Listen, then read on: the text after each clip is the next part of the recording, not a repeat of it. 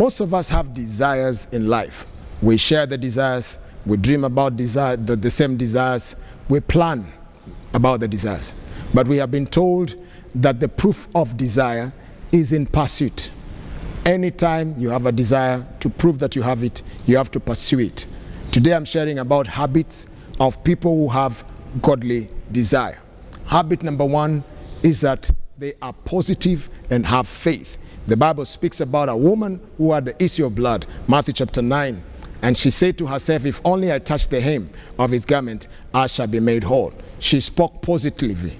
Even though she had gone through many physicians, she spoke and had faith. And as we look at the end of the story, we see Jesus told her, your faith has made you whole, because her desire was fulfilled. Stop speaking negative things. Stop speaking doubtful things. Men and women who have godly desires have the habit of being positive and have faith. Number two, they are men and women who don't give excuses. The habit they have is the habit of not pushing excuses. Anytime you push excuses, you excuse yourself from what God has for you. Zacchaeus was a short man and heard that Jesus was passing by. He did not push an excuse in Luke chapter 19 and say, I'm short, I cannot see him. He went further and climbed a sycamore tree and was able to see Jesus. His desire was fulfilled. So men and women who have godly desires must be men with the habit of not pushing excuses. Number three, they go an extra mile. The Bible speaks about a man that was brought to Jesus. He was paralyzed, but the friends discovered that the place was packed, so they decided to lower him through the roof.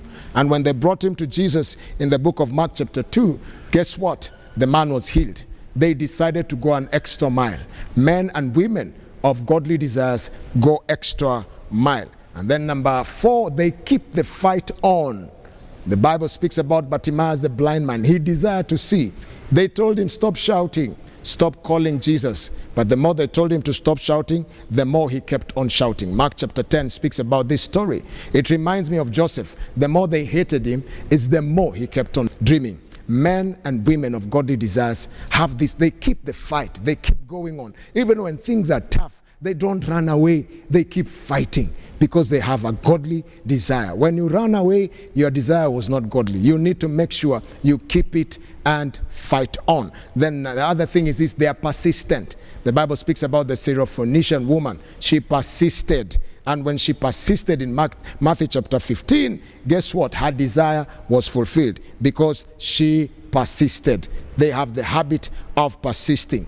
And the last thing is this, these men have the habit of courage. They are courageous, like Rahab the prostitute. She was courageous enough to save the two spies in the book of Joshua, and she desired that her life would be spared, and her life was spared. These are the habits you need to inculcate for you if you have godly desires, and you will enjoy the desires that God has put in your heart.